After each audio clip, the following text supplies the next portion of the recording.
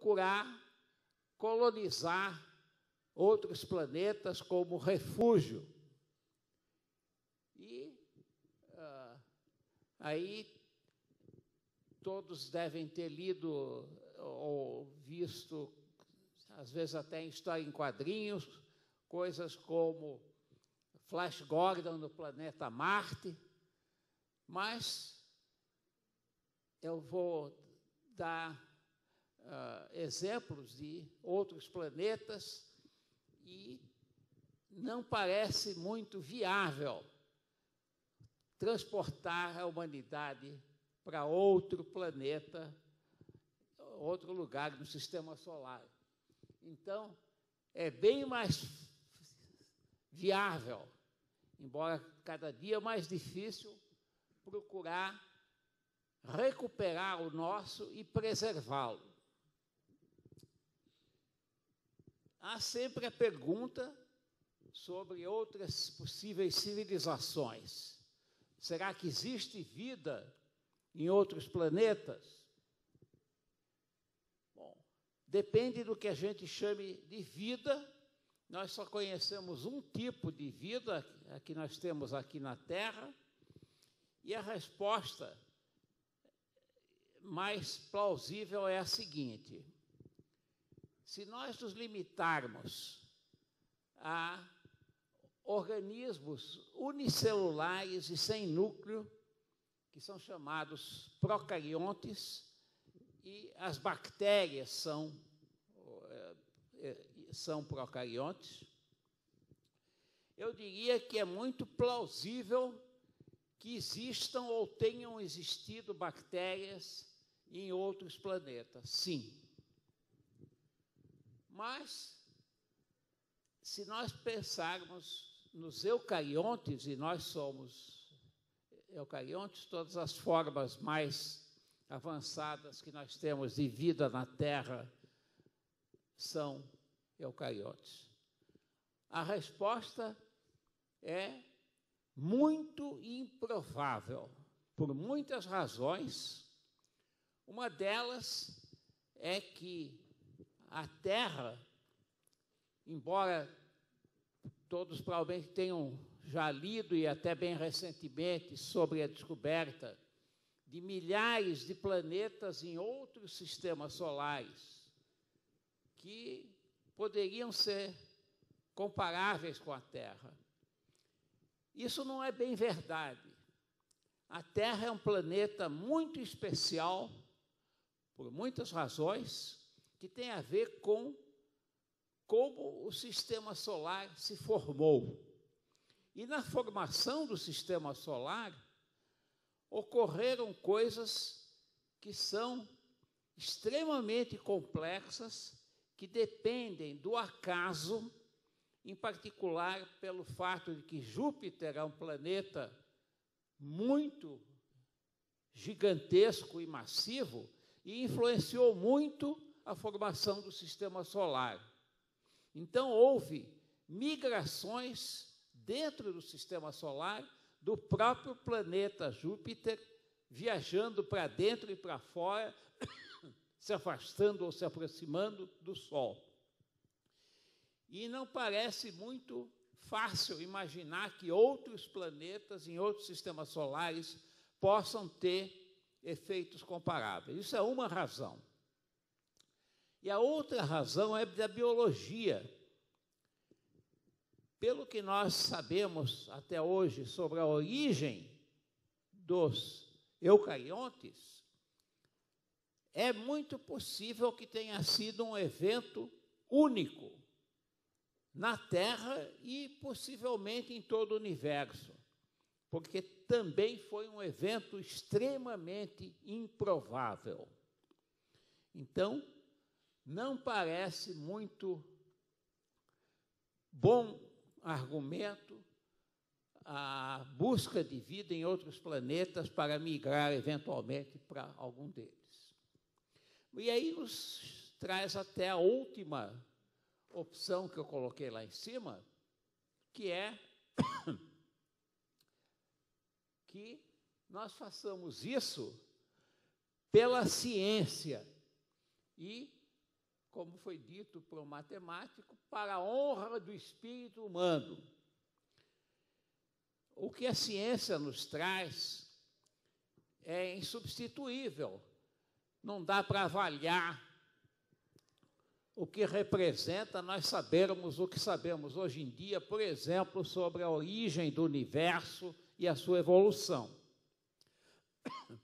Mas também porque esse tipo de ciência, chamada de ciência pura ou ciência básica, ele fatalmente acaba encontrando aplicações muito importantes em tecnologia. O Ministério da Ciência e Tecnologia se chama atualmente da Ciência, Tecnologia e Inovação. E essa última parte, inovação, costuma ser uma consequência cada vez mais próxima das descobertas em ciência básica. Eu costumo dizer que só há dois tipos de ciência: ciência aplicada e ciência ainda não aplicada. E isso no Brasil é muito perceptível.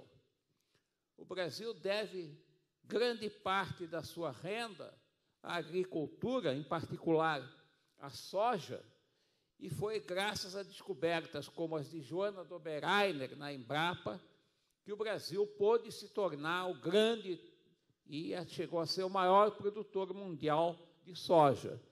E o que isso rendeu para o Brasil é muito mais do que o Brasil já investiu em ciência básica até hoje. Bem, então, a segunda pergunta na exploração espacial é de que tipo de exploração a gente está falando.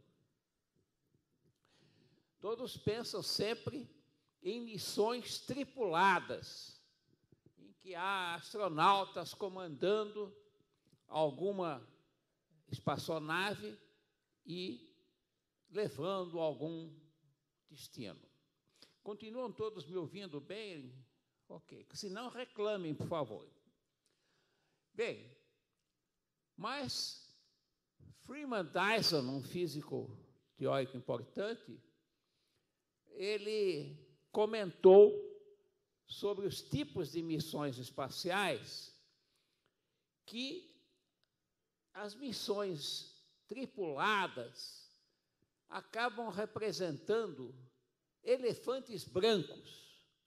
O seu custo enorme, absolutamente, em geral, não é proporcional ao que se obtém com elas.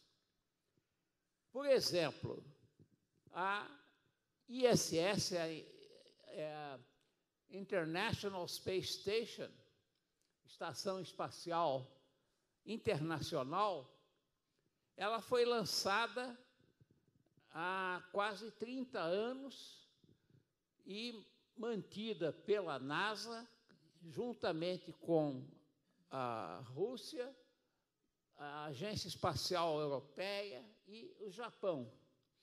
E o custo nisso até hoje foi maior do que 100 bilhões de dólares. Ela funciona a uma altitude de 400 quilômetros aproximadamente, fazendo órbitas em torno da Terra a cada hora e meia. Mas o que ela rendeu do ponto de vista de ciência? Muito pouco. Ela foi útil para aprendermos sobre efeitos sobre as pessoas de permanência no espaço por períodos prolongados e todos os riscos que as pessoas têm da radiação, da própria permanência por um período longo, dos efeitos de gravidade alterada, etc. Bom, ela trouxe alguns benefícios para a astronomia e meteorologia, mas descobertas realmente em ciência básica quase não houve. Somente há poucos anos foi lançado um aparelho chamado espectrômetro magnético alfa, que talvez, porque isso ainda não está confirmado, poderia ter detectado o que se chama de matéria escura. Isso seria uma descoberta importante, mas mesmo essa não está confirmada. Então, o que Dyson comentou é que ele recomendaria, como um programa espacial, o lançamento do que ele chamou galinhas espaciais, Astro Chicken, que seriam baratas, lançadas e comandadas à distância para missões específicas e poderiam, a custo muitíssimo mais baixo, levar a resultados científicos muito mais importantes. E nós vamos ver que isso aparece nas ideias mais recentes, quando chegarmos mais adiante. Então, o que é muito mais produtivo cientificamente são missões robóticas, se quiserem, que têm controle remoto. E uma delas existe em torno da Terra. Há vários satélites meteorológicos e de comunicações que são comandados da Terra e que nos trazem informações muito importantes. Mas há algo que todos nós usamos e não nos damos conta de ter sido fruto também da pesquisa espacial e de uma teoria que já foi frequentemente caracterizada como pesquisa pura sem qualquer aplicação possível, que é a relatividade geral, que está também completando 100 anos este ano.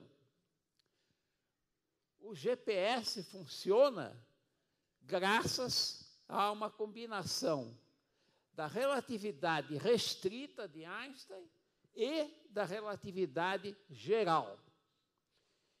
Eu estou dando uma ideia aqui de como funciona. Você pode ficar em pé, se você e peço ao projecionista, é um vídeo que vai mostrar como funciona o GPS. Dá para clicar no vídeo, por favor? Isso. Ok.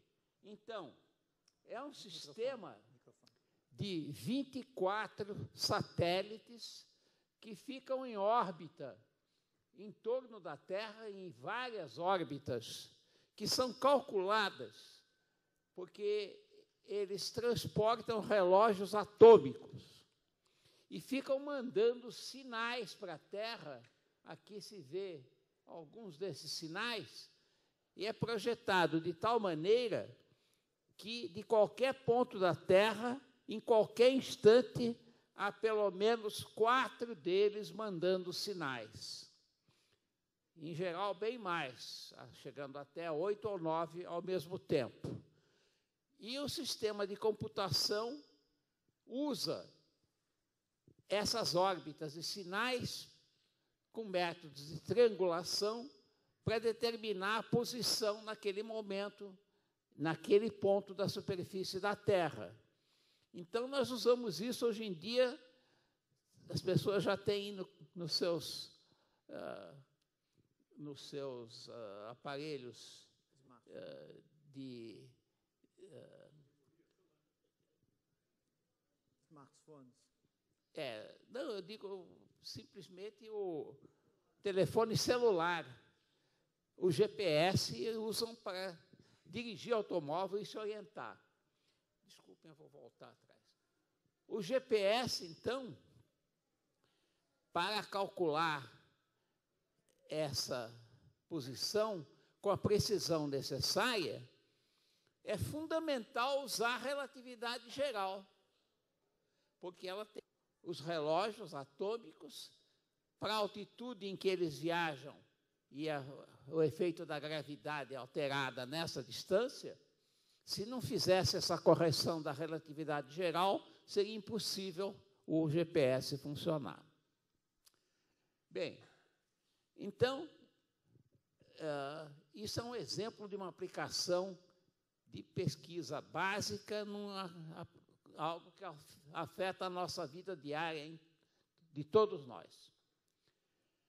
Mas há satélites, então, e missões espaciais agora fora da Terra, que são de vários tipos. Em inglês se chamam, algumas delas, orbiters. São satélites lançados para descrever órbitas em torno de outros corpos celestes. Vamos ver exemplos.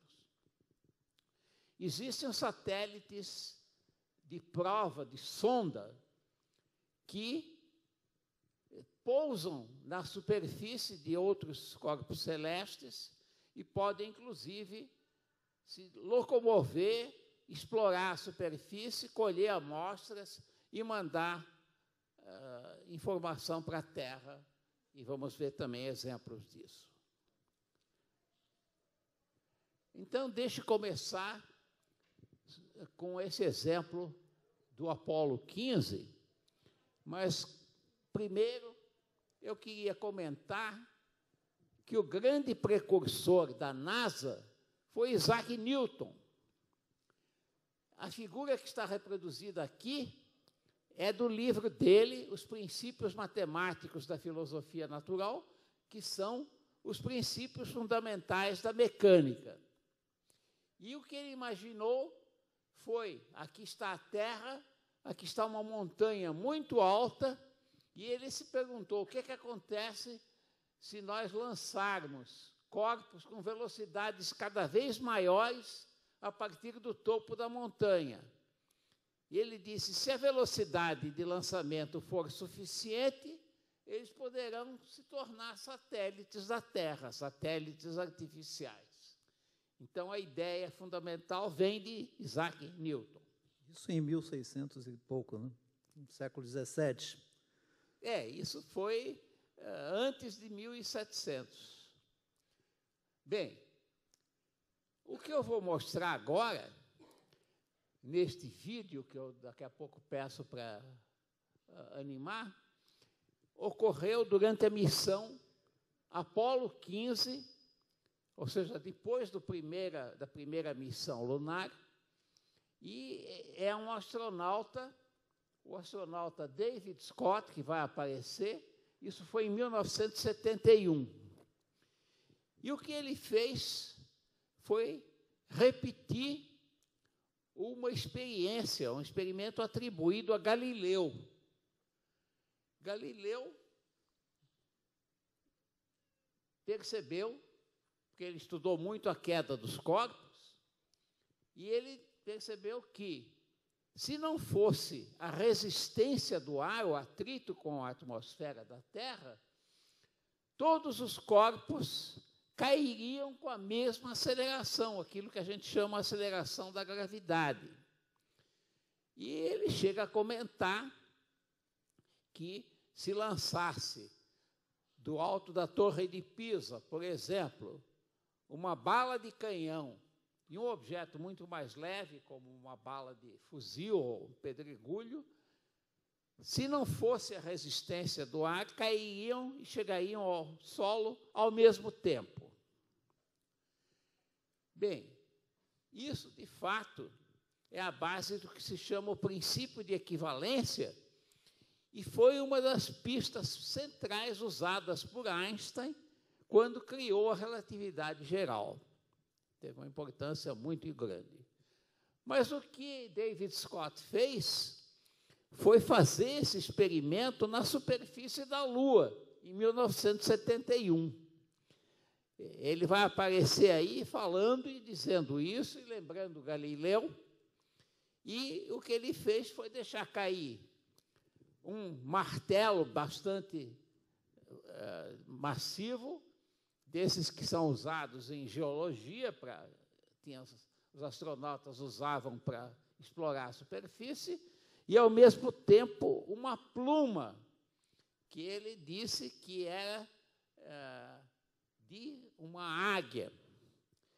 Então, por favor, pode ligar o vídeo. Vocês já vão ver o Scott aparecendo. Aqui está ele. Ok. E ele vai estar dizendo exatamente isso, que ele vai repetir o experimento mencionado por Galileu e mostra que num dos braços ele tem esse martelo e no outro braço ele tem a pluma. A pluma é de Condor e eu acho que a própria espaçonave era chamada Condor. Então ele vai deixar cair e pede que todos prestem atenção. Aí vai o experimento na Lua. E na Lua não tem ar, né? Ué, isso. Ai. Ok. Então, ainda hoje existem pessoas céticas. Notem como ele está caminhando tipicamente como se caminha na Lua, porque a força gravitacional da Lua é a 6ª parte daquela que há na Terra. Então, naturalmente, os astronautas podiam dar saltos muito mais facilmente. Então, existem ainda pessoas céticas que não acreditam que o homem tenha chegado à Lua. Acham que foi algum truque da televisão, algo assim. A nossa filha, nós estávamos nos Estados Unidos quando isso aconteceu, ela tinha uns 7 anos de idade. E ela ficou até meia-noite assistindo aquilo, bocejando, e no fim não achou graça nenhuma. Ela disse que ela via isso acontecer nos desenhos animados o tempo todo. Bem, mas aí vocês têm uma prova cabal de que o homem realmente chegou até a Lua. Vamos adiante.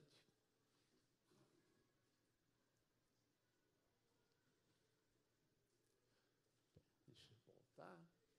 Então, aqui, eu vou dar exemplos de missões que usaram satélites de prova, satélites em órbita e satélites que aterrizaram, que é um termo meio, enfim, vem de terra, mas, enfim, desceram em outros corpos celestes. Isso está em inglês, eu vou estar traduzindo, mas é um ótimo resumo. Então, satélites de prova robóticos atingiram todos os planetas do Sistema Solar, de Mercúrio até Netuno, e o satélite New Horizons já chegou, e a gente vai ver um vídeo disso, ao planeta que hoje em dia foi demovido. Ele não é bem um planeta, ele é um planeta anão. Plutão, a missão espacial Dawn está orbitando o outro planeta anão chamado Ceres. Desculpem. A famosa missão Voyager 1, ela já saiu do Sistema Solar. E as missões Pioneer 10, 11 e o Voyager 2 estão perto de sair também do Sistema Solar. Então, as missões em que há órbitas em torno do planeta, ou que descem do planeta ou corpo celeste, obviamente transmitem muito mais informação do que aquelas que só passam por perto. E satélites de tipo sonda já foram colocados em órbita em torno dos 5 planetas que eram conhecidos antigamente. Primeiro foi Marte, a missão Mariner 9, 1971, depois Vênus, Vênera 9, 75, mas desceram à superfície de Vênus e testaram a sua atmosfera, inclusive antes. Júpiter foi a missão Galileu, em 1995, Saturno, a missão Cassini-Huygens, eu vou mostrar alguns resultados, 2004.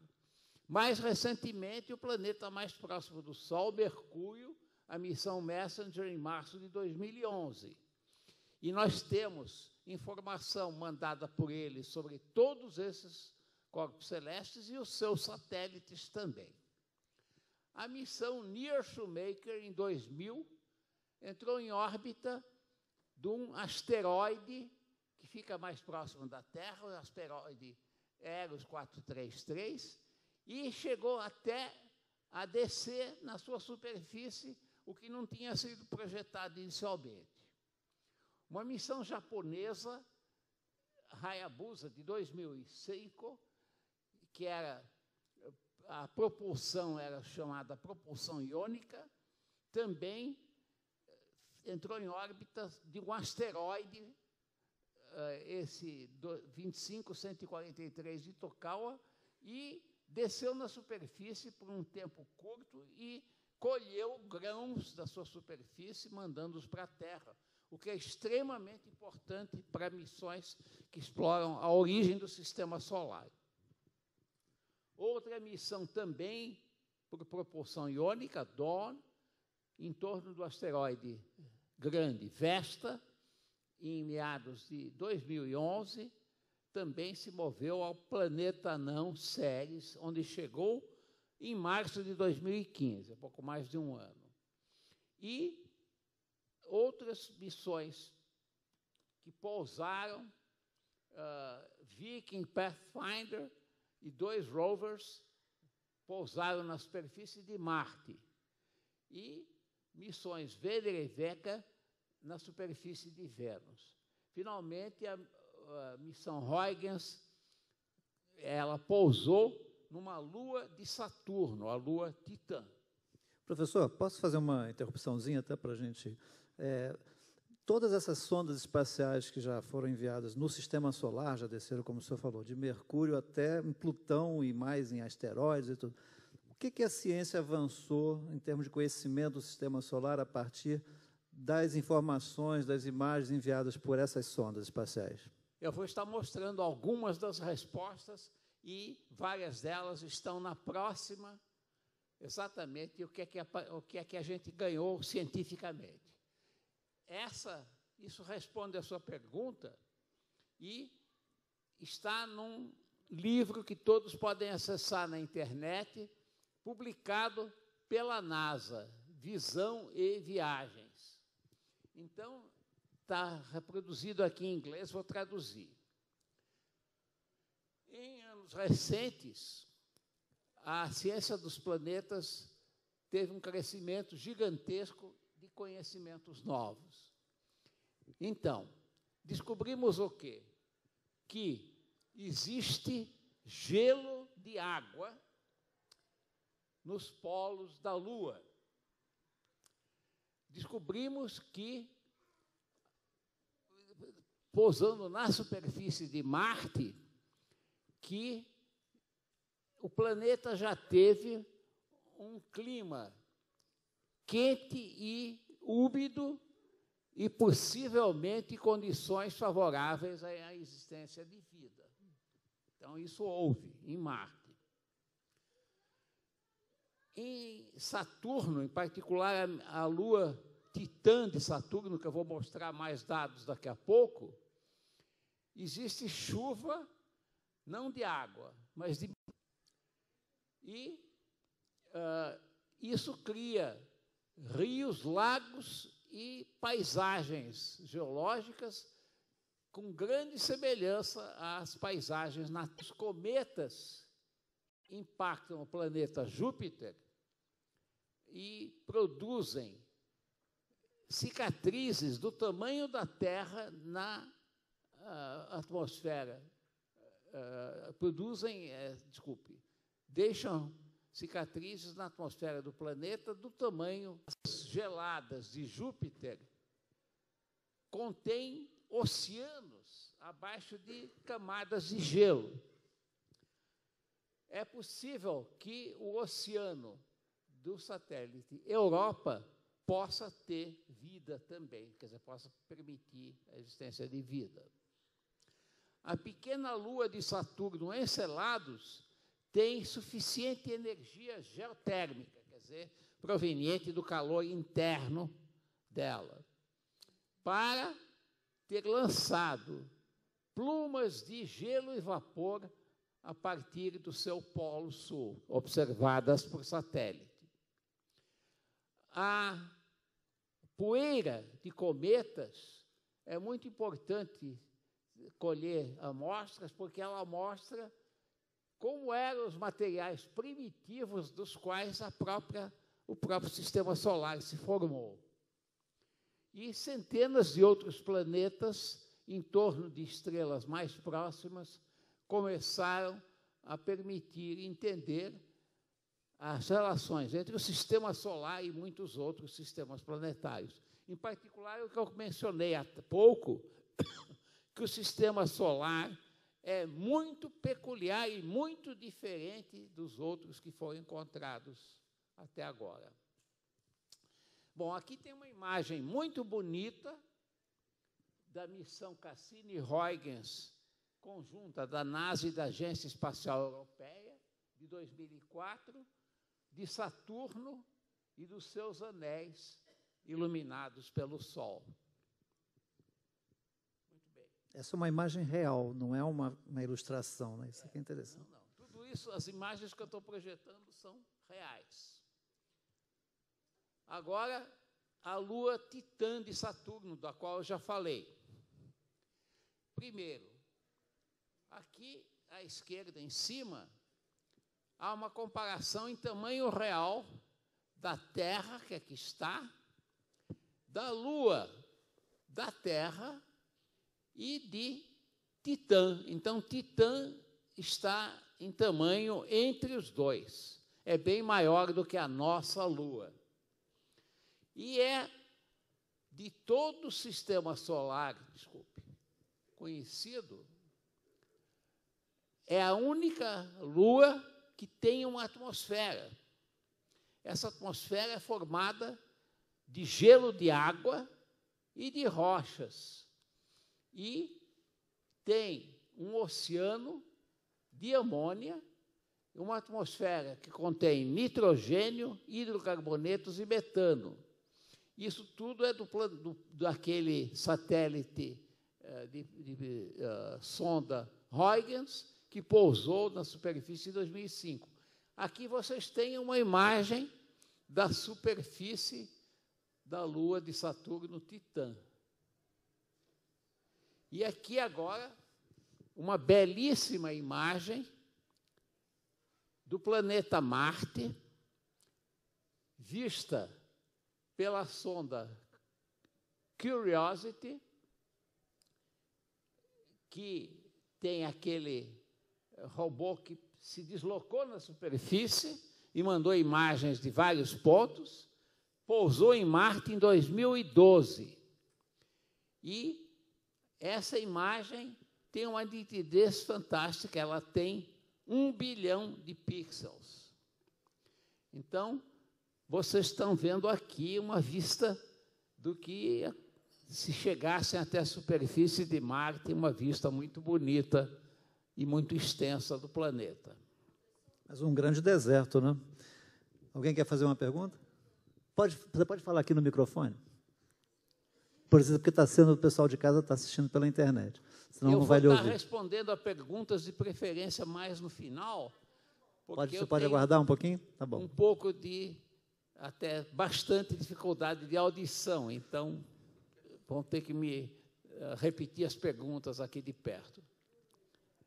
Bem, agora Plutão, que antigamente era planeta e agora foi demovido e é um planeta anão.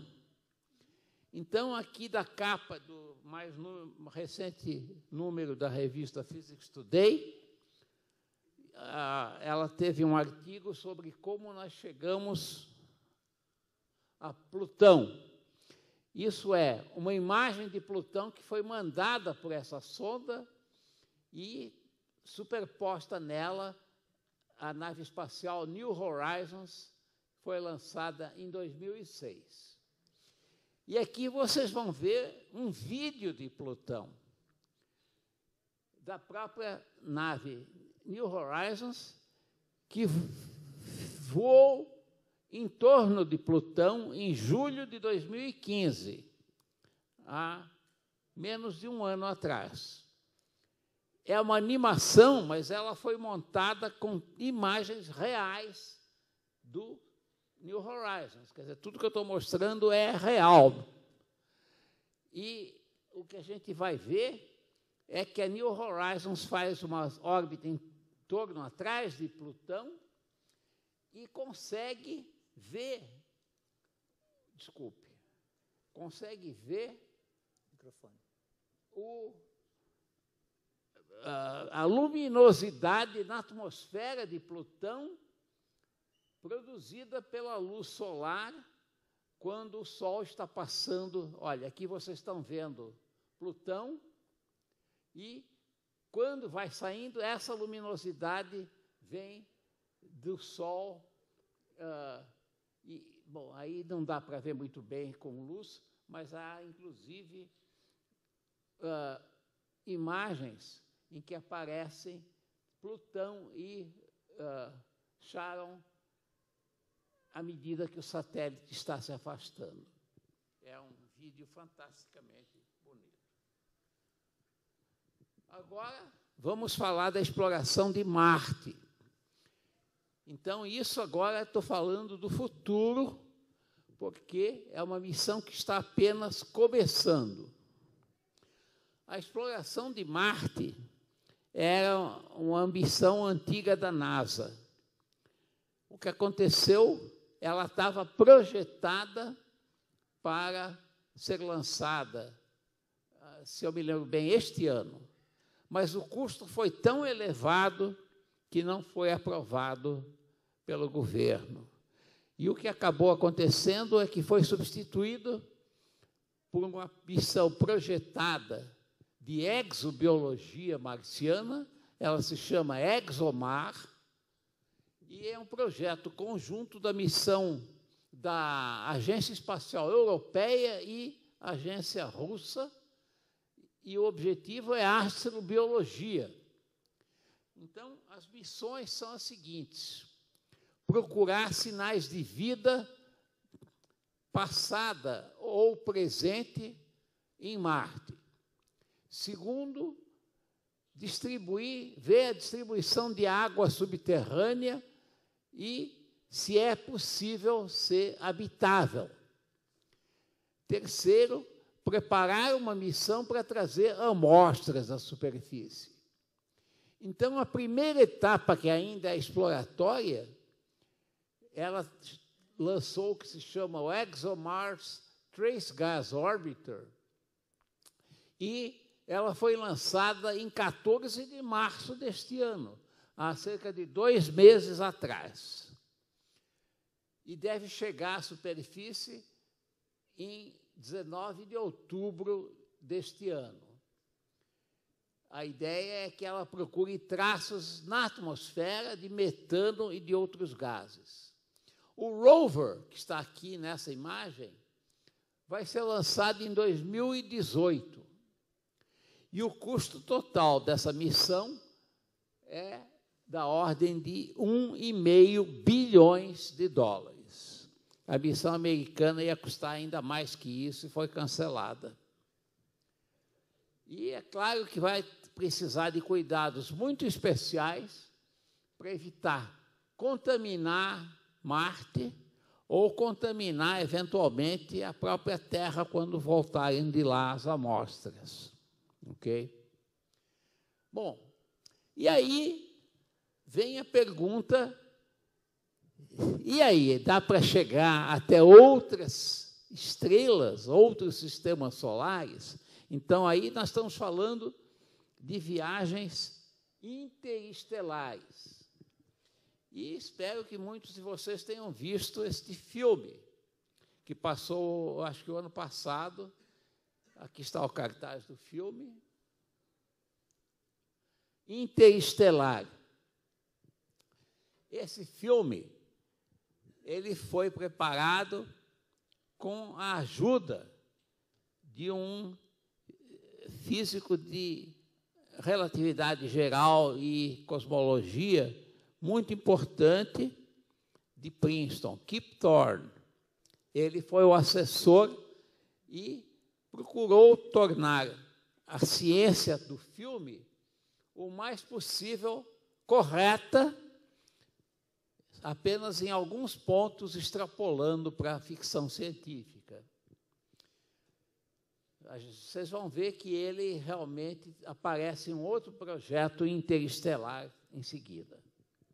Bom, para dar uma ideia da dificuldade, aqui está a distância de cada objeto, na coluna da esquerda, em unidades astronômicas. A unidade astronômica é a distância da Terra ao Sol. Então, o Sol está a 1 unidade astronômica da Terra. E aí, o tempo que a luz leva para ir da Terra até esse corpo celeste. Então, no caso da Lua, a distância em unidades astronômicas é apenas 2,6 milésimos. E leva 1,3 segundos para a luz ir até lá. Quem assistiu à missão lunar, a primeira, como nós fizemos, estávamos em Washington na época, o presidente dos Estados Unidos se comunicava com a missão, mas entre ele fazer uma pergunta e a resposta voltar, levava 2,6 segundos, que era exatamente para que a luz pudesse viajar de ida e volta. Bem, então o Sol está a 8 minutos-luz da Terra. O planeta mais próximo nosso, que é Vênus, está a 2,5 minutos da Terra, minutos-luz. Netuno, a 4 horas. O Voyager já chegou a 130 vezes a distância Terra-Sol, e já saiu do Sistema Solar. Isso demorou, para chegar a mensagem dele até nós, 18 horas. A estrela mais próxima da Terra se chama, o nome está na própria estrela, Próxima Centauri, porque ela é da constelação do Centauro. Ela está a 270 unidades astronômicas e a luz leva 4,2 anos para chegar de lá até aqui.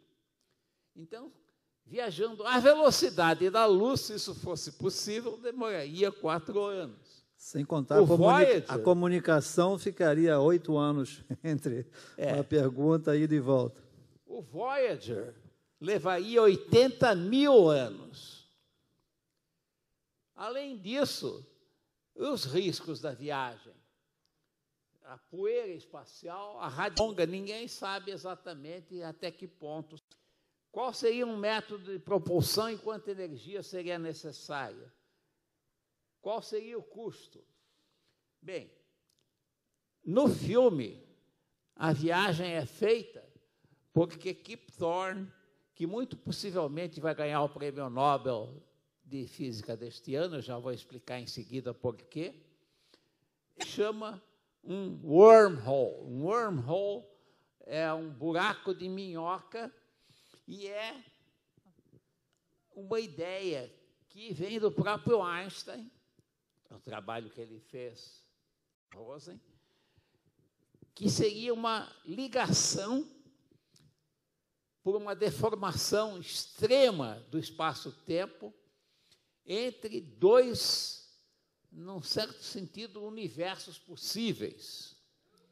E o Kip Thorne estudou bastante esse assunto. E a conclusão, aparentemente irrecorrível, é que não dá para ter um wormhole, embora no filme a viagem é feita através de um deles, mas eles só poderiam existir na presença do que se chama matéria exótica. E agora eu vou falar de um projeto de viagem interestelar. Existe o projeto, sim, e ele foi lançado este ano. Foi noticiado pelo New York Times há pouco mais de um mês, 13 de abril. O que é esse projeto? O objetivo é semelhante àquela ideia dos Space Chickens. E, sim, o Freeman Dyson, que propôs aquela ideia, é uma das pessoas que participam desse projeto. O objetivo é lançar uma frota de nanoveículos, que seriam as tais galinhas espaciais atuais. Que eles seriam, a propulsão seria por luz laser. E a ideia seria que atingissem 1/20 da velocidade da luz. Eles atingiriam Alpha Centauri em 20 anos. A ideia é que eles capturassem imagens e voltassem, mandando para a Terra, como a distância de 4 anos-luz, chegaria na Terra 4 anos depois.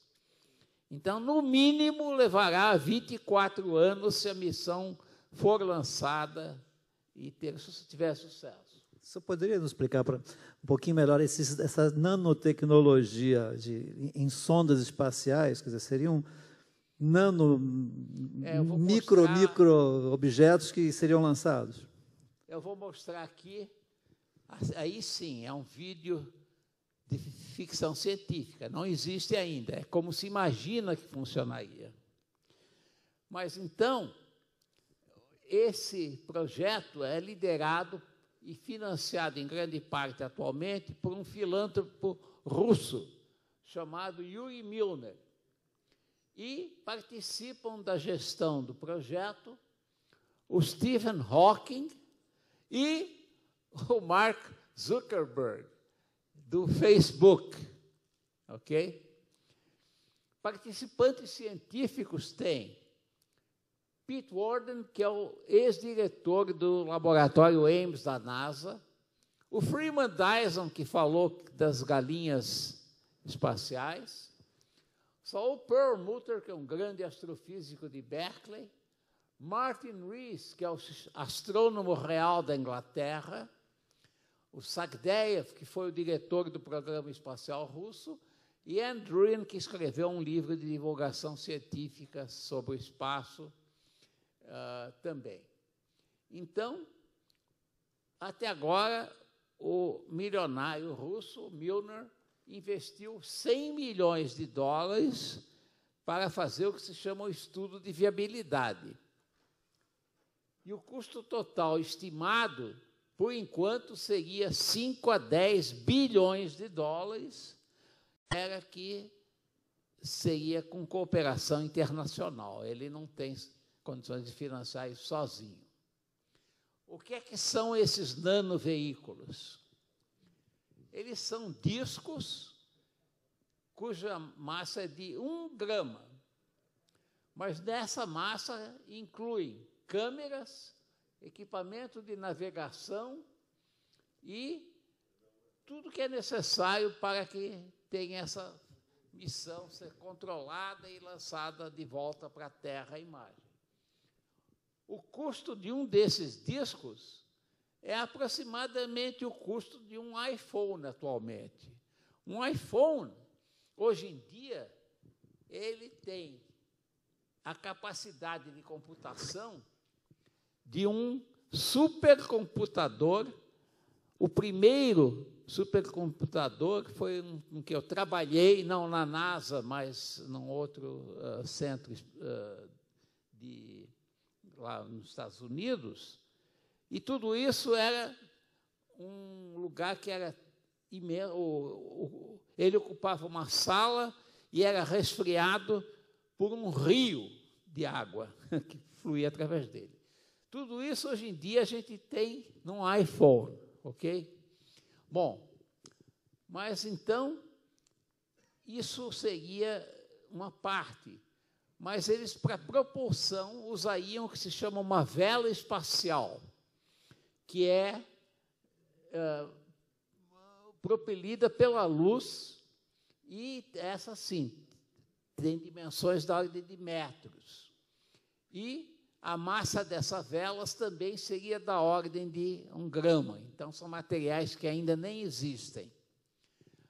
A luz laser, que faria a propulsão, precisaria de uma batelada de lasers em órbita em torno da Terra, e cada laser teria que ter uma potência de 100 gigawatts, que é 100 vezes a potência de um reator nuclear. Esses lasers também não existem ainda, o projeto tem que criá-los. Essa rede ficaria em órbita bem alta e seria preciso, para obter a transmissão das imagens, um sistema chamado de ótica adaptativa, que vai adaptando à medida que compensa a turbulência da atmosfera, que tende a difundir as imagens. Então, aqui está, agora, ficção científica, um vídeo do que seria a missão Starshot. Pode animar, por favor? É esse aqui. Bom, então, vocês estão vendo aqui a batelada de receptores. Aí está um disco desses sendo lançado. Ele tem que ser detetado por todos esses sistemas simultaneamente. Aí vocês veem a luz laser usada para propulsão. Aí ele já está chegando e vai mandar a imagem de volta para a Terra. Então, isso é a única missão interestelar projetada. Muito bem, estou chegando ao fim. Vamos agora a uma das... a parte final. Eu quero falar de missões de telescópios espaciais. Então, aí, em lugar de mandar um satélite para tirar fotos e explorar a superfície, etc., a gente manda um telescópio para o espaço. E a grande vantagem de estar no espaço é que não tem o efeito da atmosfera, que prejudica tremendamente a visão. Então, o mais famoso deles é o telescópio espacial Hubble, que foi lançado em 24 de abril de 1990. Eu estava na NASA quando foi lançado e assisti ao lançamento em tempo real. E ele atingiu uma altitude de 570 quilômetros da Terra, portanto, fora da atmosfera, então não tem o problema da perturbação atmosférica, e ele permitiu tirar imagens de altíssima resolução. Precisou consertar um pouco a câmera, porque ela tinha um defeito, astigmatismo, e houve uma missão espacial só para consertá-la. Mas, depois disso, ele se tornou o instrumento mais cientificamente produtivo de toda a história da ciência. Por exemplo, antes dele, a idade do universo era estimada entre 10 e 20 bilhões de anos. Quando eu lancei o meu livro de Física Básica, volume 1, foi antes disso e tinha essa incerteza toda. Quando eu corrigi na última edição, eu pude usar o dado atual. A idade atual do universo é 13,7 bilhões de anos, então a precisão melhorou bastante. Foi ele que foi o responsável por uma descoberta das mais importantes da história da ciência, de que não só o universo está se expandindo, mas ele está se expandindo de forma acelerada. E isso levou à descoberta de formas de energia. Descobrimos, então, que toda a ciência que nós conhecemos só trata de mais ou menos 4% de tudo que existe no universo. Todo o resto ainda é incógnito, inclusive os cerca de 20% que são matéria escura, energia escura. E o restante,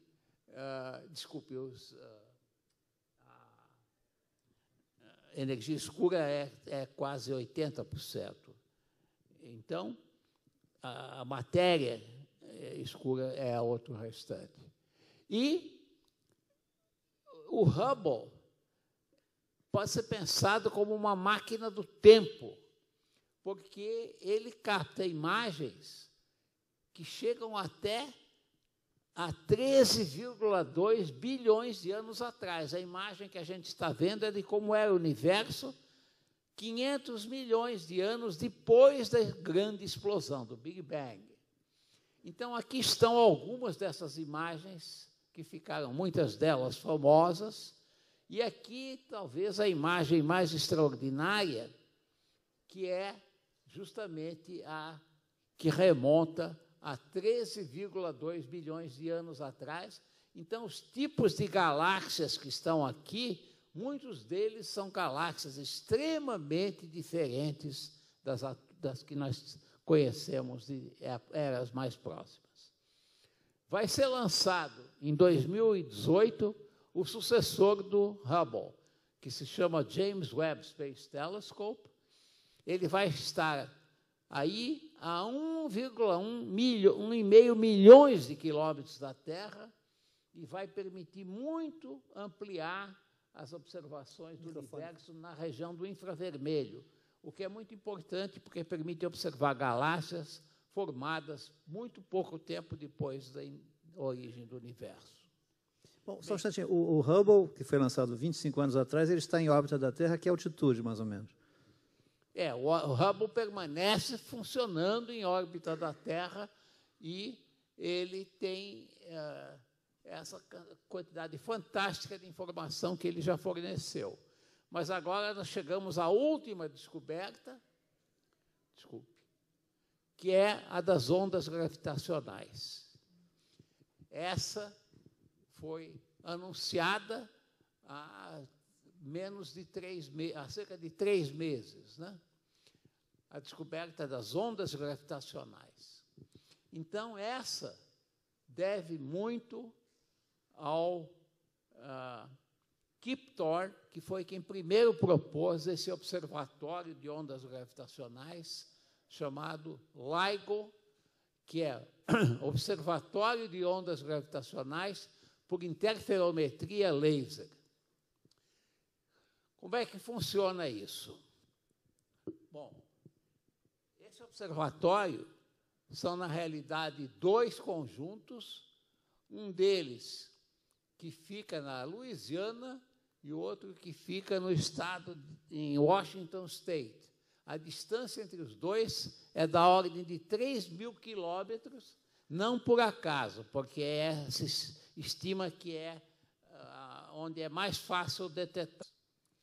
Então, até muito pouco tempo se achava impossível atingir a precisão suficiente, sensitividade suficiente para detectar uma onda gravitacional. Como é que o sistema funciona? Bem, ele funciona usando um instrumento que se chama interferômetro de Michelson, que foi usado para uma das descobertas mais importantes que levaram à relatividade restrita. Então, a ideia é a seguinte, e eu vou mostrar isso melhor num vídeo, mas a ideia é o interferômetro de Michelson, ele tem uma fonte de luz, no caso vai ser luz laser, que atinge o que se chama um divisor de feixe, que é uma superfície semi-espelhada que reflete e transmite, em parte, a luz. As pessoas, por exemplo, usam esses óculos na praia que permitem ficar olhando para as moças todas sem ser percebido, porque a superfície externa é refletora, mas por transparência dá para observar. Então, a luz é dividida e segue dois caminhos perpendiculares para dois espelhos, voltam e acabam se superpondo e indo para um detetor de luz. Então, a ideia é que isso produz o que se chama interferência de ondas de luz. E eles são regulados para que, inicialmente, essa interferência seja destrutiva. Então, não há luz nenhuma chegando lá. Mas basta uma mudança muito pequena no caminho da luz para que isso leve a uma interferência construtiva. Então, o sinal que é preciso detectar é tão pequeno que esse deslocamento é da ordem da largura de um núcleo atômico. Então, a experiência é talvez a mais difícil, de maior sensitividade até hoje. Ela é mais difícil do que a famosa experiência do bóson de Higgs. E o que acontece é o seguinte: para que se tenha certeza de que o sinal realmente é uma onda gravitacional, é muito importante que tenha dois observatórios diferentes com essa distância, porque a luz atinge, a onda gravitacional atinge cada um deles ligeiramente, um tempo muito pequeno depois do outro. Então, é preciso que isso apareça, que os dois detectam o sinal com essa distância de tempo. E o sinal que foi detectado aqui está com os dois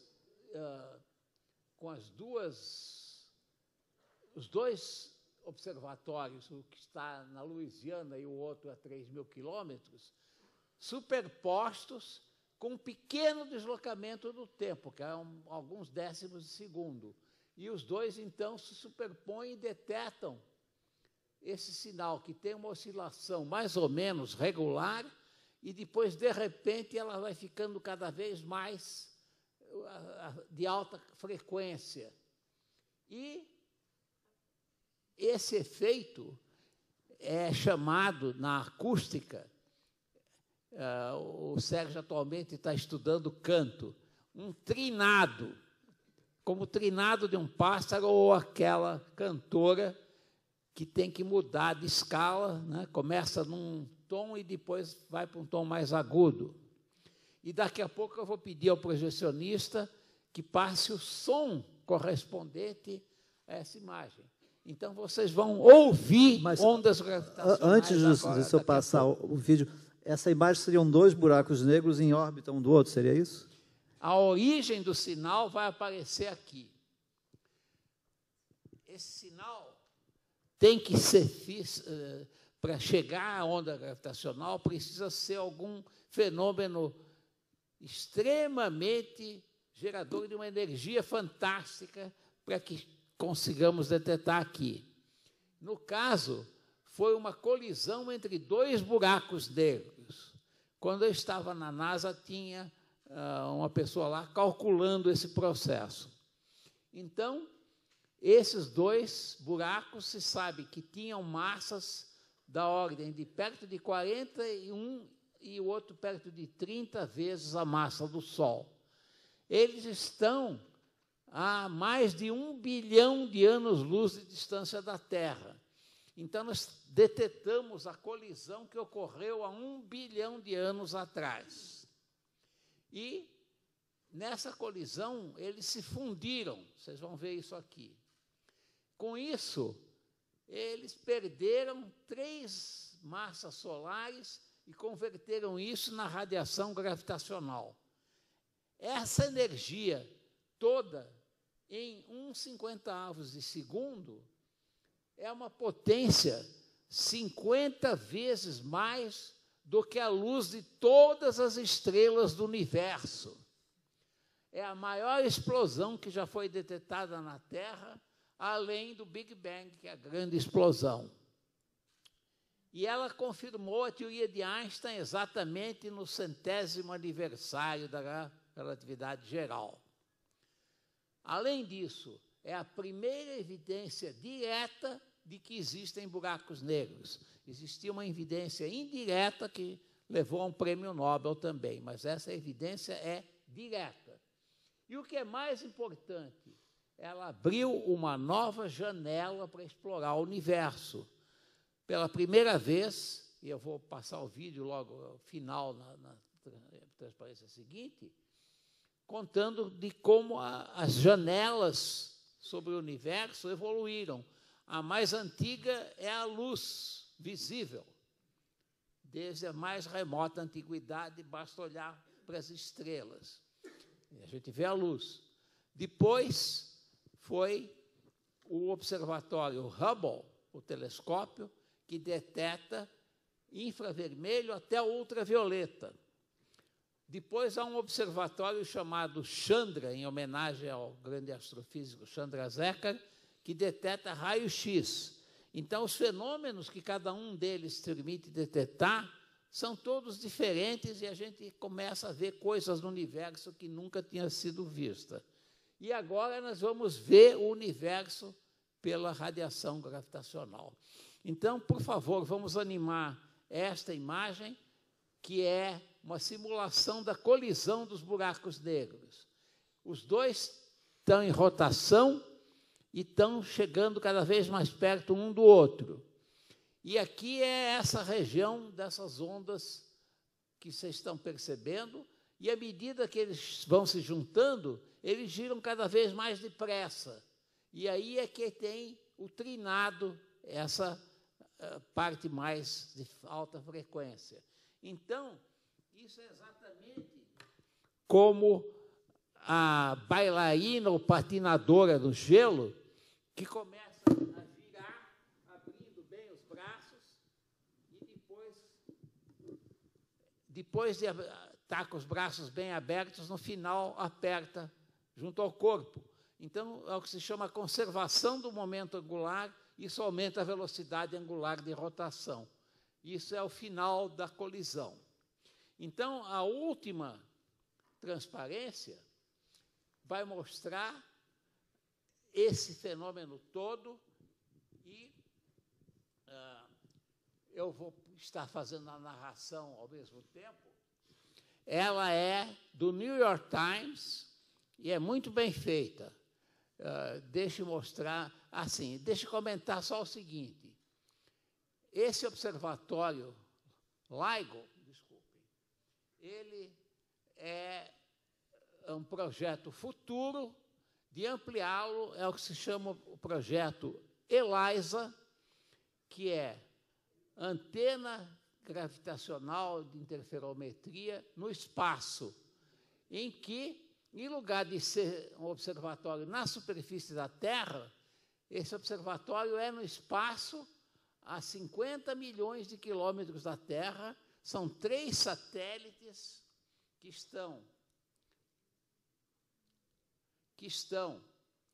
vão estar em órbita à mesma distância do Sol do que a Terra. Então, giram em torno do Sol ao mesmo tempo que a Terra, durante um ano.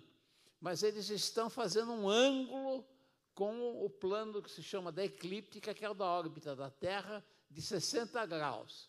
Então, há um satélite que serve de fonte de laser e, ao mesmo tempo, sala de controle, e 2 interferômetros, como no projeto LIGO, que vão ter uma sensitividade muito maior.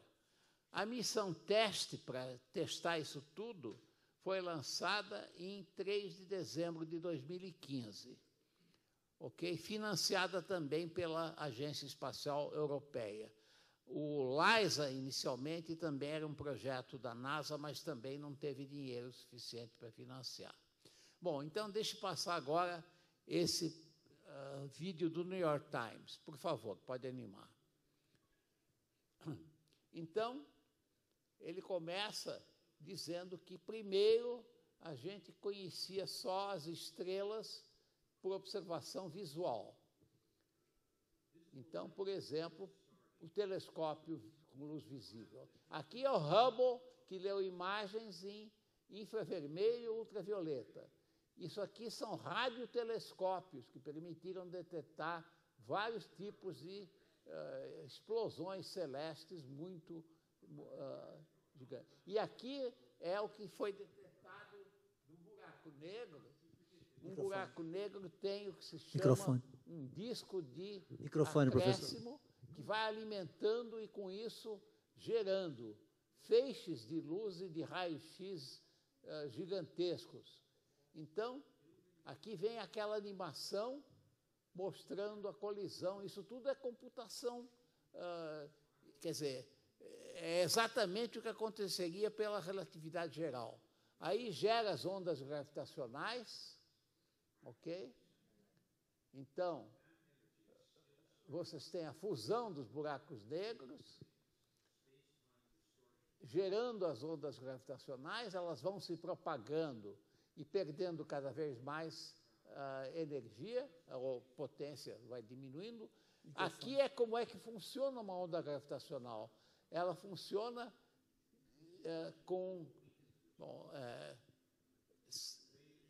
de maneira que ela, em certas direções, ela está esticando o espaço-tempo, e em outras está achatando. E aqui, chegando à superfície da Terra, aqui vai mostrar os dois... Desculpe, eu vou voltar atrás. Não, pode eu acho que eu interrompi antes do fim. Dá para repetir?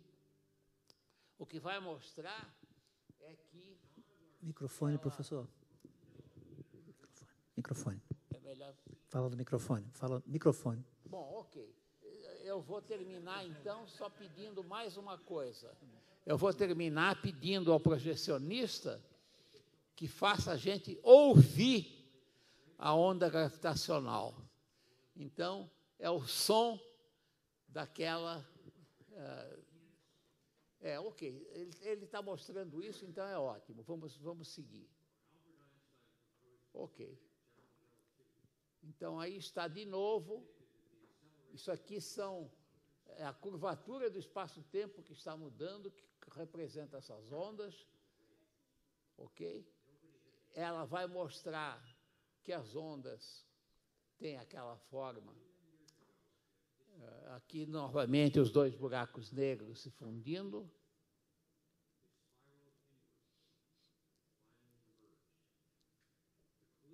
Ok?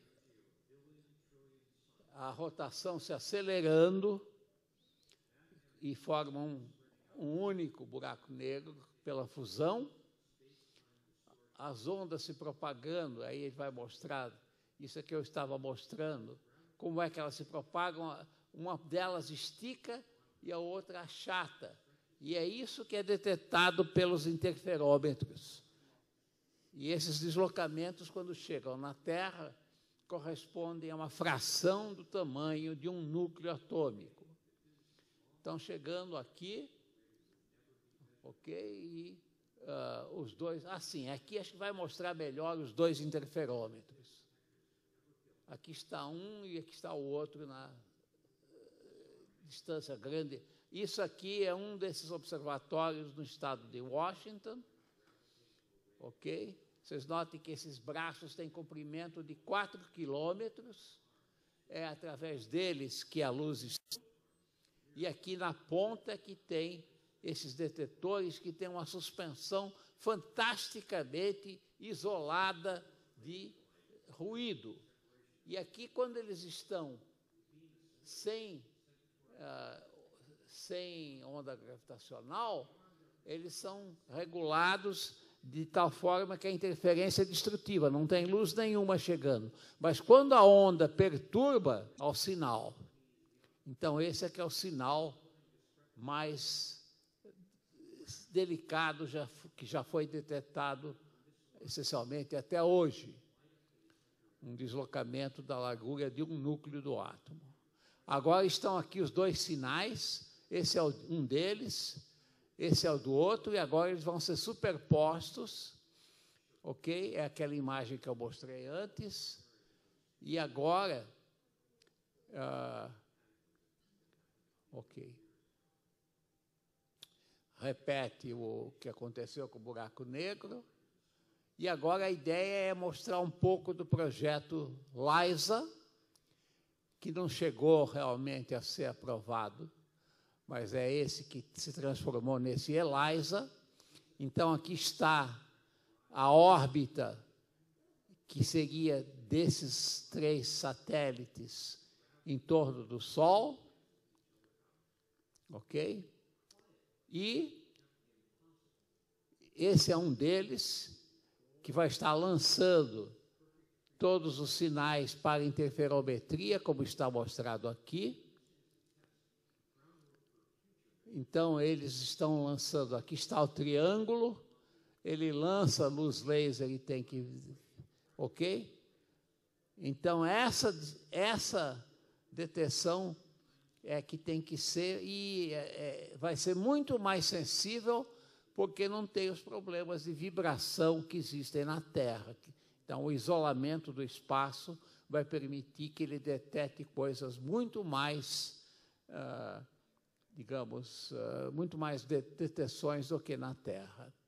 Bom, então, finalmente, chegamos ao fim. Obrigado.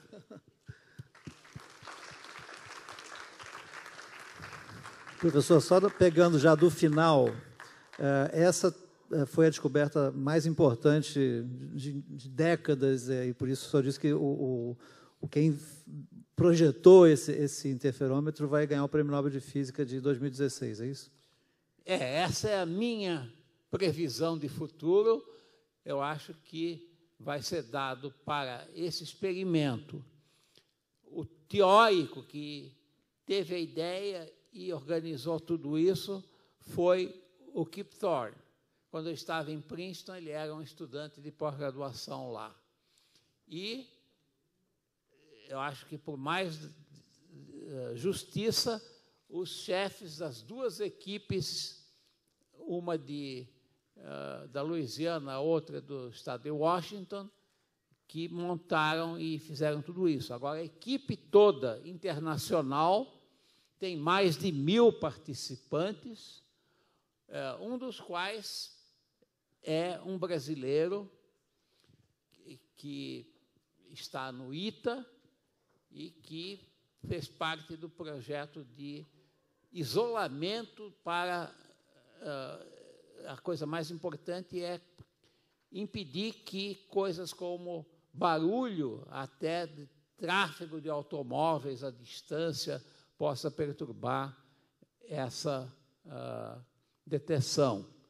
Então, o sistema de suspensão que é usado é um sistema projetado para eliminar todas as possíveis interferências de ruído. Então, ele é um sistema que é uma espécie de 4 pêndulos, cada um dos quais está suspenso do outro, e tem relações entre os períodos dos pêndulos por efeitos de ressonância, tais que elimine toda e qualquer perturbação externa. Eu acho que é o experimento mais difícil e mais delicado que eu conheço em toda a história da física, e que é de mais que justiça que ele ganhe o Prêmio Nobel ainda este ano, sim. Bom, gente, agora queria a participação de vocês. Quem quer fazer perguntas? Você que tinha uma pergunta...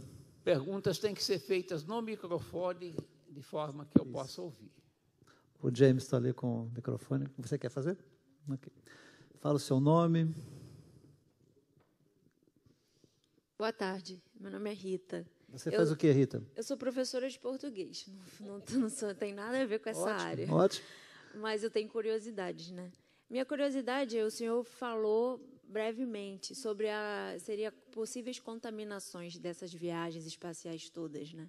Tanto para a gente quanto para o espaço mesmo, né? Você deixa uma sonda, que tipo de estudo é feito? Existe isso?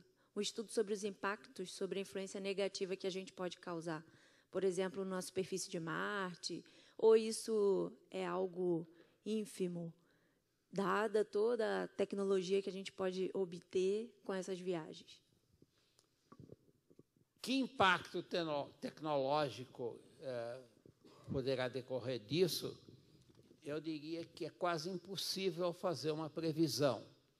Quem teria imaginado que no CERN, o Genebra, criou uma rede de comunicação interna que foi a origem da internet.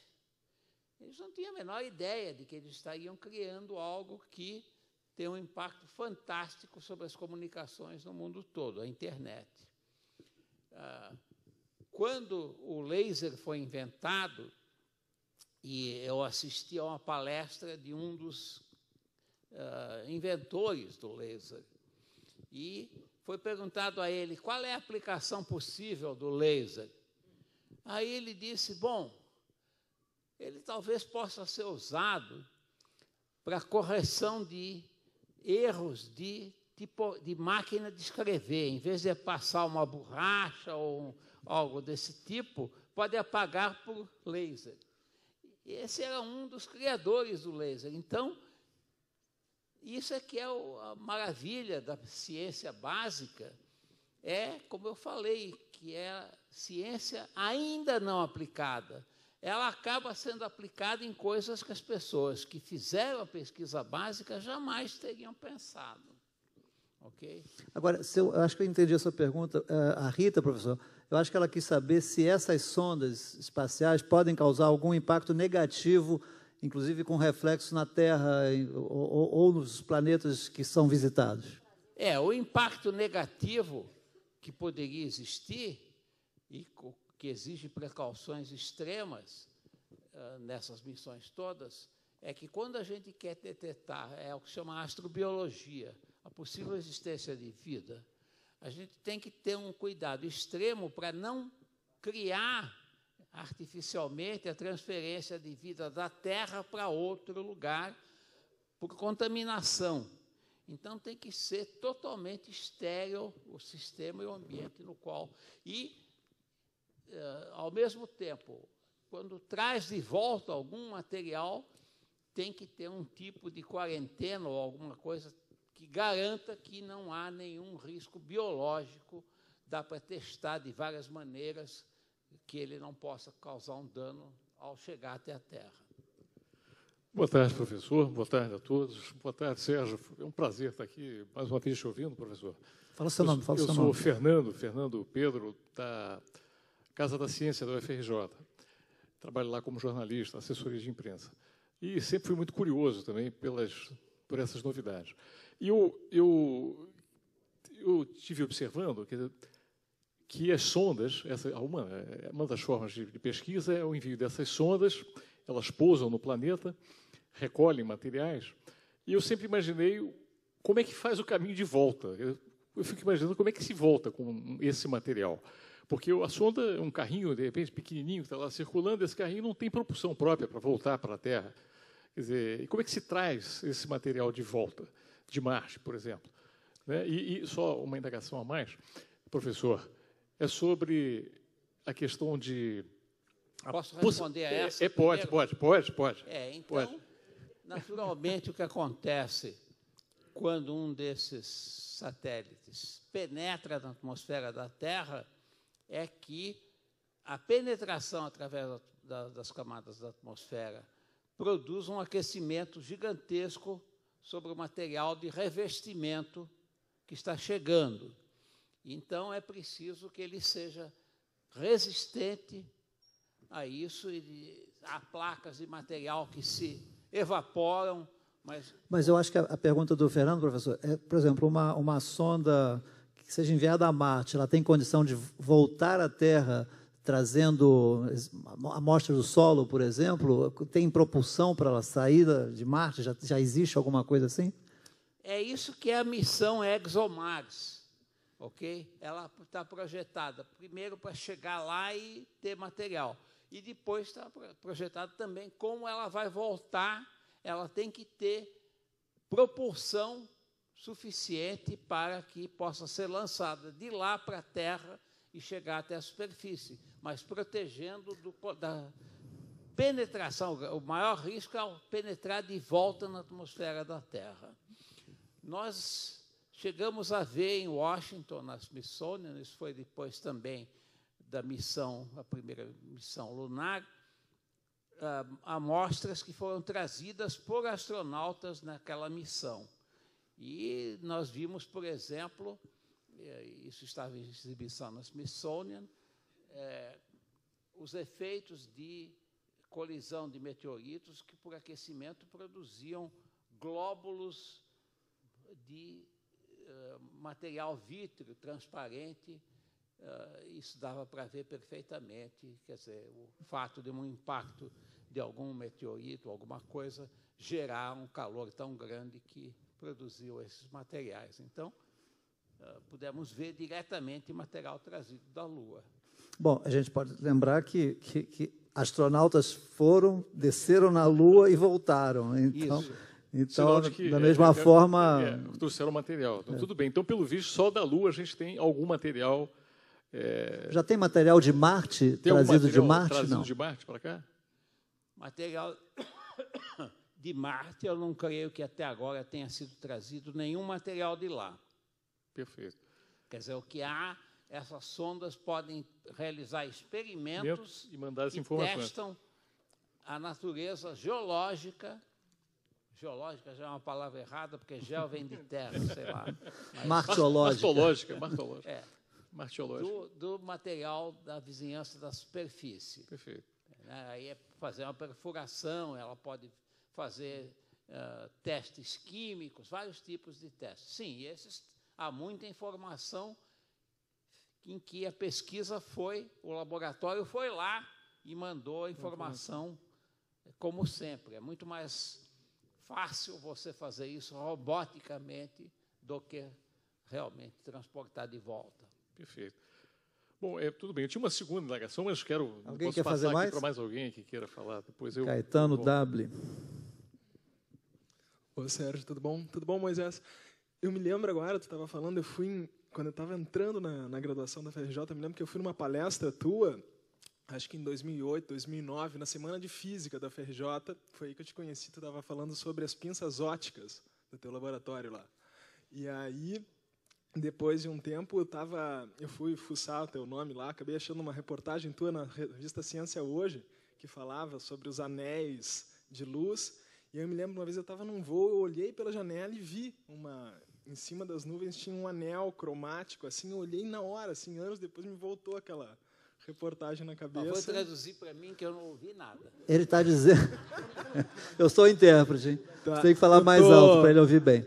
Moisés, eu estou falando muito rápido, é isso? Tá. Você ouviu? Eu ouvi. Ele disse que ele viu uma palestra sua lá no FRJ, falando das auréolas, que é um dos objetos de estudo da pesquisa dele, que são como arco-íris circulares, né? Que são vistos das nuvens. E o Caetano disse que viu e lembrou da sua palestra. É isso mesmo? Era isso. Eu estava num voo, olhei pela janela. A auréola não tem nada a ver com arco-íris. Não pode confundir uma com a outra, não. São fenômenos diferentes. Totalmente.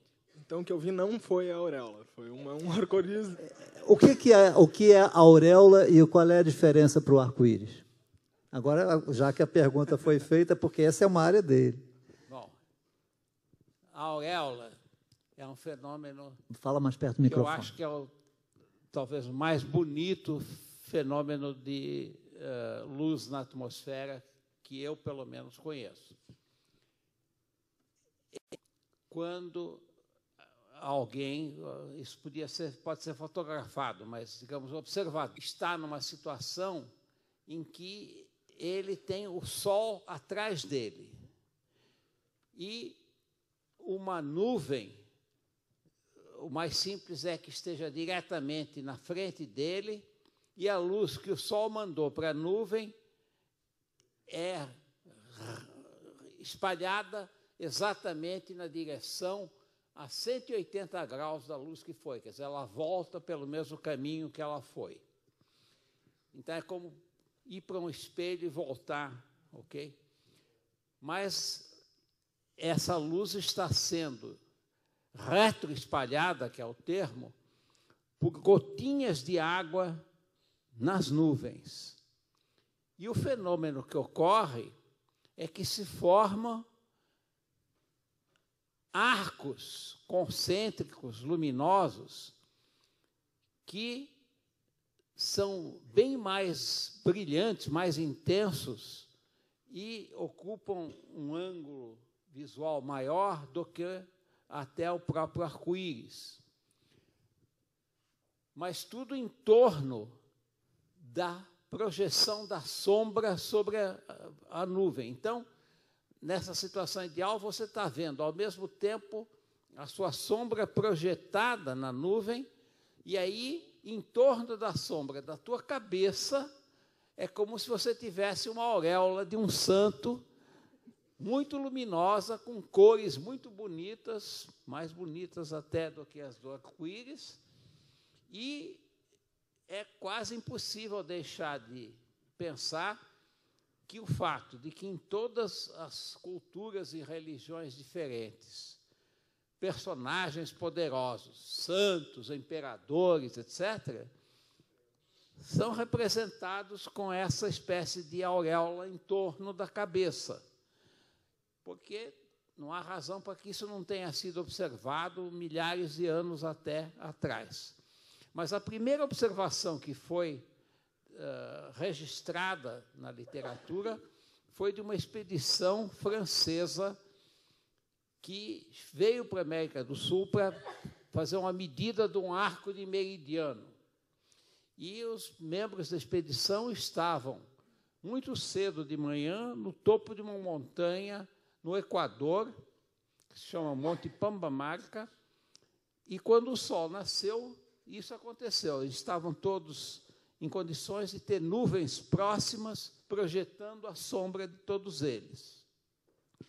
O que eles acharam incrível é que cada um via a sombra dele próprio e dos outros, mas só via a cabeça em volta na auréola, na cabeça dele próprio, não dos outros. Isso é a coisa mais fácil de explicar, porque o ângulo de visão que permite ver isso é relativamente pequeno. Bom. E você já viu uma auréola? Sim. A primeira vez que eu vi a auréola, eu tinha feito a teoria, mas nunca tinha visto. E o mais comum, hoje em dia, ninguém está escalando montanhas, embora pessoas que subiam em balões também viam. O mais comum é ver, se você está num avião, e ver a sombra do avião projetada sobre uma nuvem.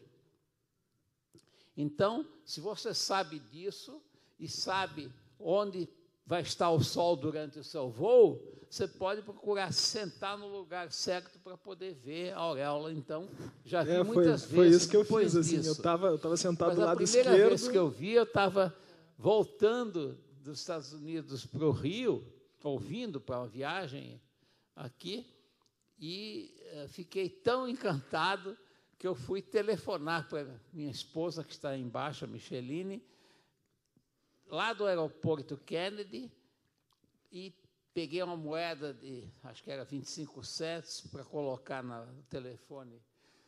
Botei a minha carteira em cima, aí contei para ela, fui tomar o ônibus para ir para o terminal da Varig, para voltar, e cadê a minha carteira? Voltei para lá, nada de carteira. Custou caro essa auréola, hein, professor? O meu irmão, por sorte, tinha vindo se despedir, ele mora lá, e me deu um dinheirinho para eu poder vir para o Rio. Mas foi assim que eu vi pela primeira vez. Mas eu já vi o fenômeno mais bonito que eu vi na minha vida. Isso foi o ano passado, eu estava voltando de Recife. E foi de manhã, e o que acontece é o seguinte: se você está subindo a pouca altitude, então a auréola pode ocupar uma parte muito grande do horizonte e fica muito, muito mais impressionante ainda. Mas o que eu vi foi uma coisa ainda mais fantástica. As nuvens baixas estavam bem próximas. Eu vi um arco-íris com o círculo completo, que a gente só pode ver de cima, porque, em geral, você só vê uma parte do arco. E bem no centro desse arco-íris, uma auréola. Então, essa... não, foi a imagem mais bonita que eu já vi. Fotografou, professor? Não dava para fotografar, inclusive, porque só com uma câmera do tipo fisheye, que tem um ângulo de 180 graus, é que é possível fotografar. Olha só, pessoal, viajando aí é bom ficar atento, hein? Porque se der sorte de ver uma auréola, estejam com a sua câmera à mão, hein? Agora, a explicação da auréola também, ela leva a coisas muito bonitas, pelo menos na minha opinião. É preciso usar uma matemática extremamente sofisticada para entender a origem da auréola.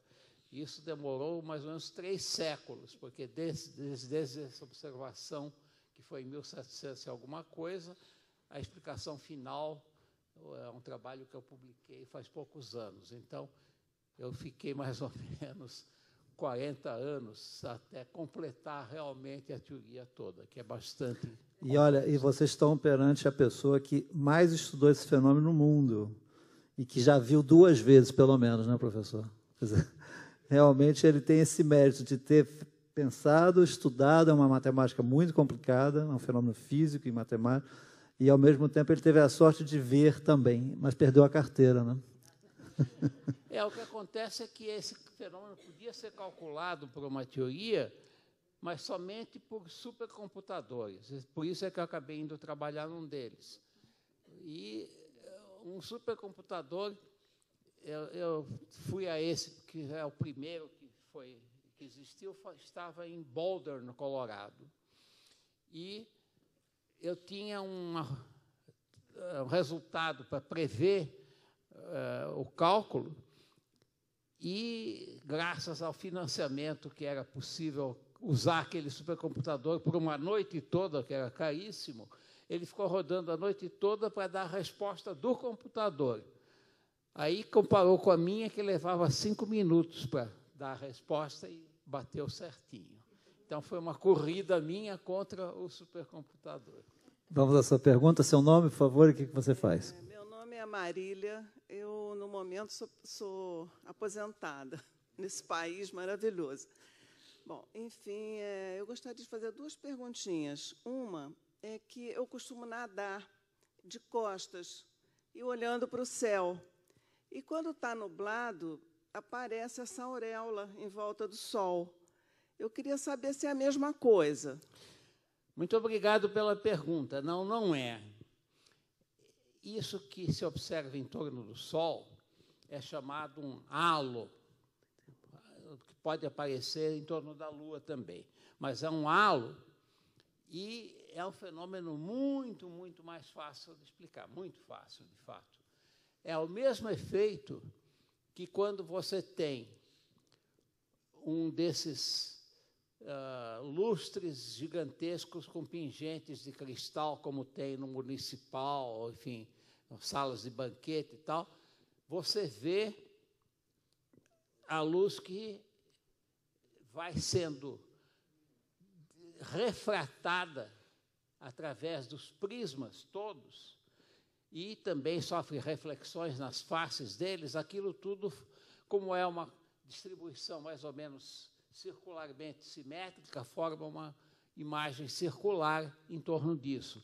Então, é como um prisma que produz o espectro solar na parede, só que você tem um montão de prismas com essa distribuição, dá uma imagem desse tipo.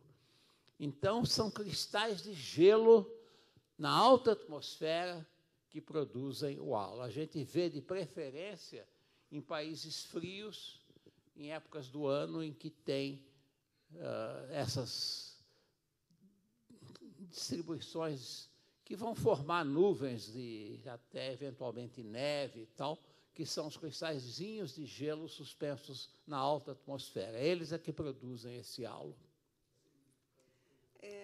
Por favor, outra pergunta é o seguinte. Quando eu assisti o filme Perdidos em Marte, eu verifiquei que ali ele usou um lixo que foi deixado lá em Marte. E aí eu fiquei pensando, eu nunca tinha pensado nisso, mas a gente já suja tanto o nosso planeta. Vamos sujar todos os outros planetas? ela assistindo o filme Perdidos em Marte, que passou esse ano passado, um belíssimo filme também, ela viu se isso chegasse, o dia que chegarmos astronautas em Marte, se nós vamos poluir Marte como já estamos poluindo a Terra. E outros planetas. Eu assisti também esse filme, que é de um marciano, uma pessoa que vai numa expedição a Marte e acaba ficando perdido, largado lá, exatamente. Esse filme tinha incomparável menos base científica do que aquele filme Interestelar. O Interestelar, quando eu vi pela primeira vez com a minha esposa, eu não tinha visto os créditos finais, mas eu disse para ela, eu aposto que o Kip Thorne deve ter sido o assessor do filme. Aí chegou aos créditos finais, dito e feito. Quem foi o assessor foi o Kip Thorne. E o Kip Thorne, ele tem até um livro com o diretor do filme que se chama A Ciência no Filme Interestelar, em que ele conta como ele foi chegando junto com o diretor para fazer a produção. E o que ele tentou fazer foi que o filme fosse, em tudo que deu para fazer cálculo realmente correto cientificamente, isso foi feito. Mas quando chegou a parte em que eles usam um buraco negro para, inclusive, desviar a rota do satélite deles e penetrar no tal buraco de minhoca, né, ele disse que a partir daí foi ficção científica, não tinha como, porque cientificamente isso realmente parece ser impossível.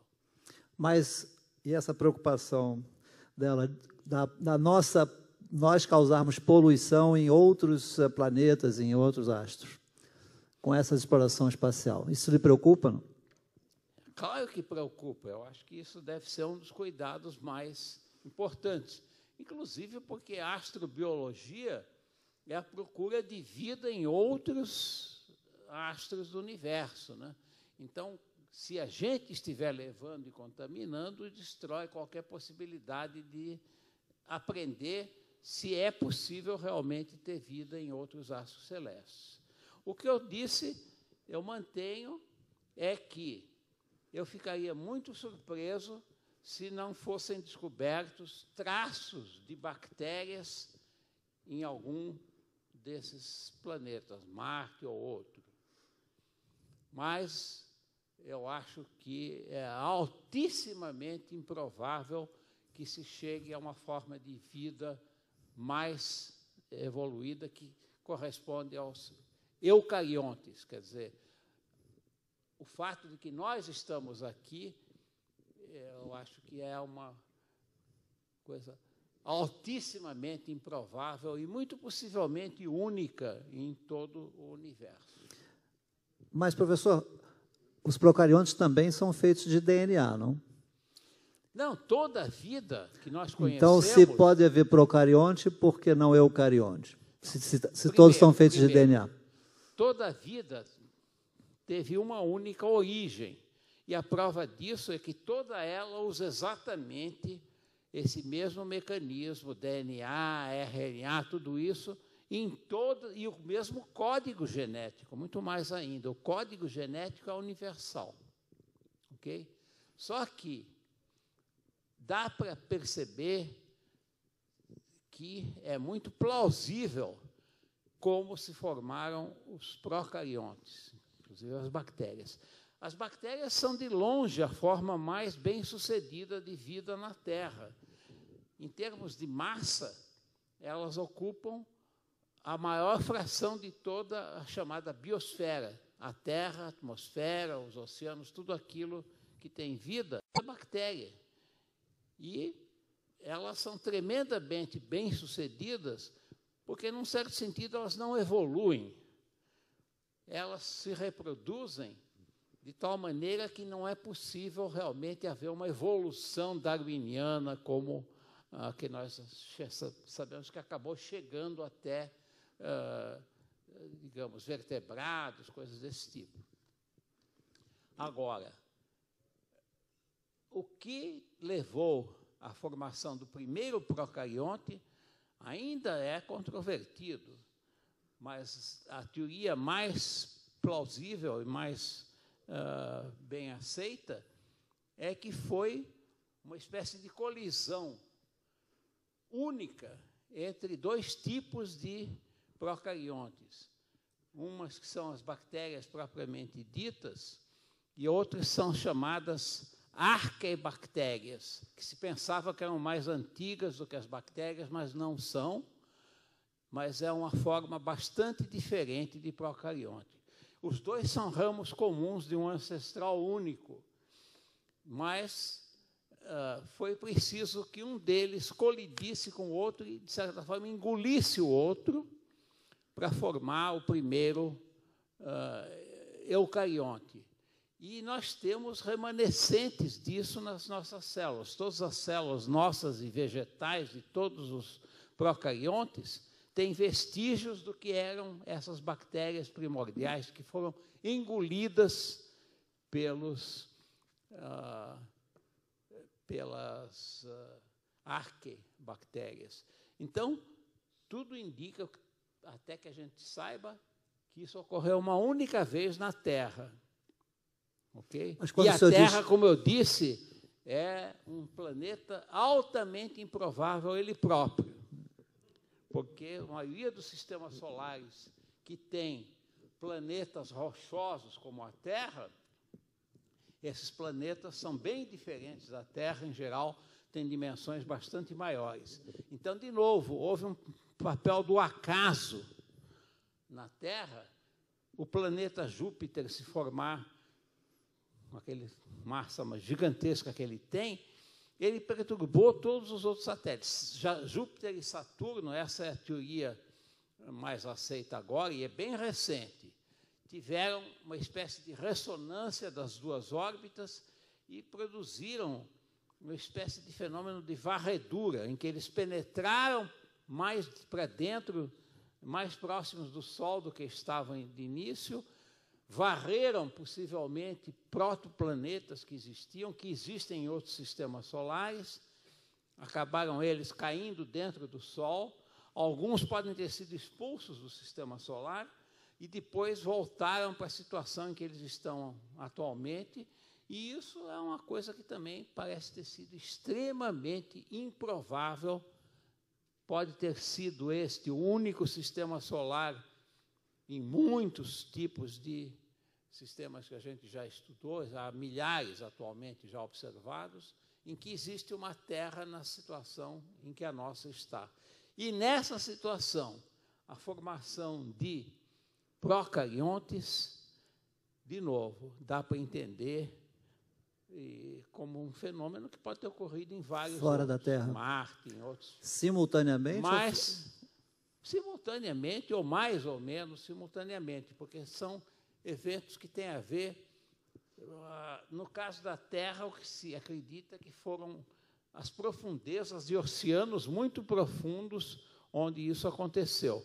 Mas, então, existe a necessidade que a gente saiba de água em forma líquida, oceano de água. Mas a gente viu que há indícios de que Marte, por exemplo, pode ter tido oceanos de água.